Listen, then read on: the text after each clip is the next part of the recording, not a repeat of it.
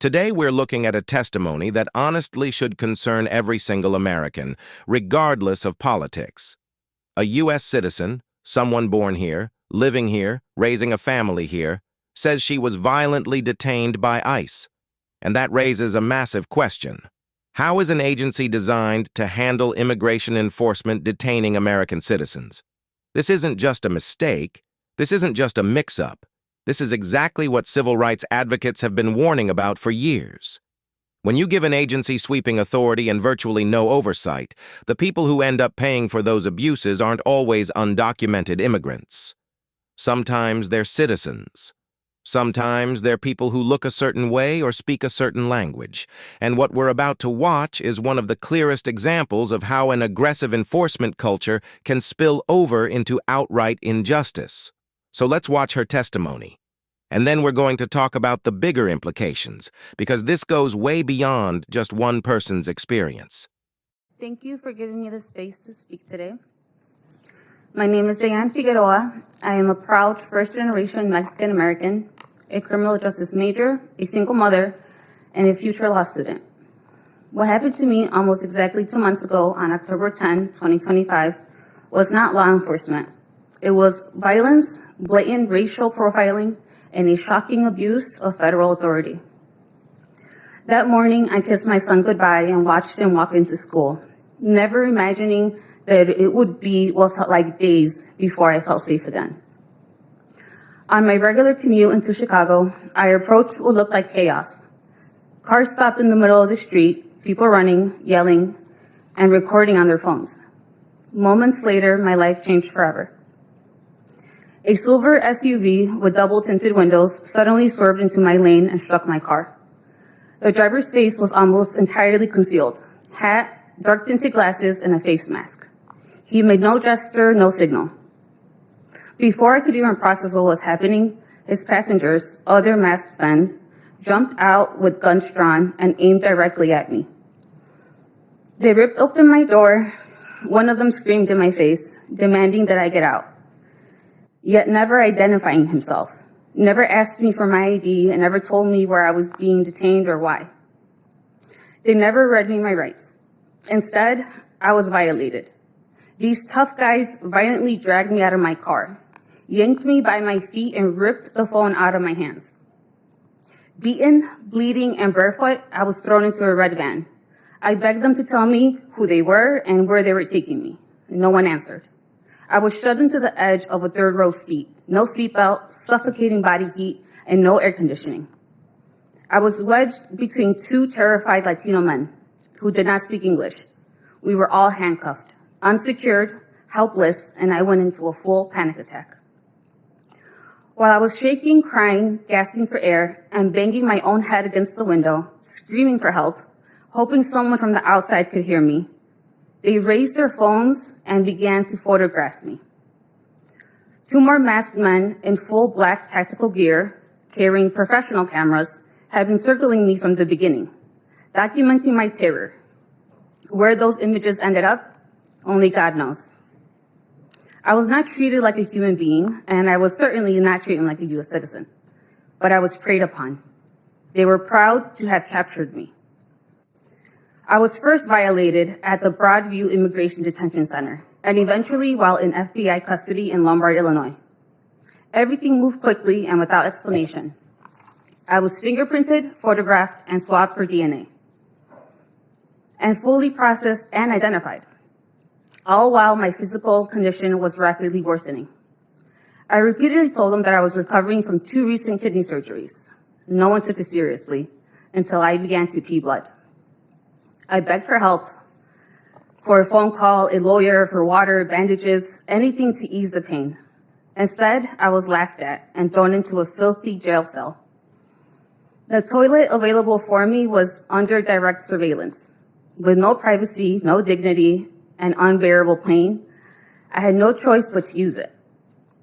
When visible blood appeared, their soulless demeanor finally vanished.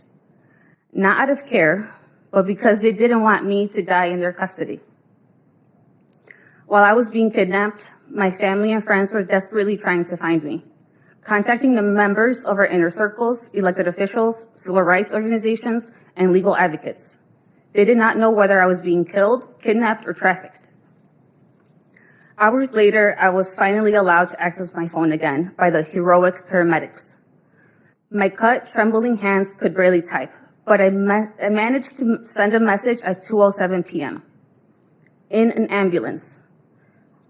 Within seconds, my boyfriend replied with something that stunned me: a photo of the very Village of Lombard ambulance I was inside of.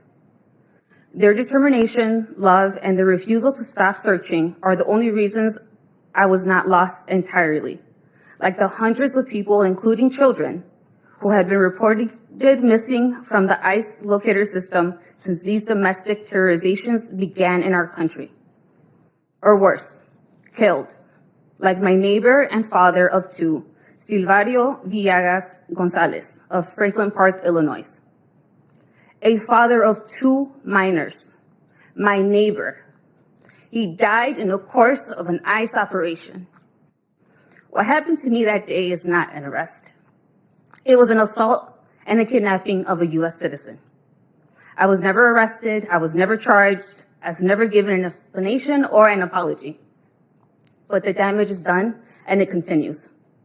I suffer severe bruising, nerve damage, a broken tooth, and aggravated injuries to my leg and wrists. My surgically repaired kidney became swollen and inflamed. And emotionally, I developed PTSD, panic attacks, and severe anxiety. I swear I've been kidnapped in my nightmares every single night since.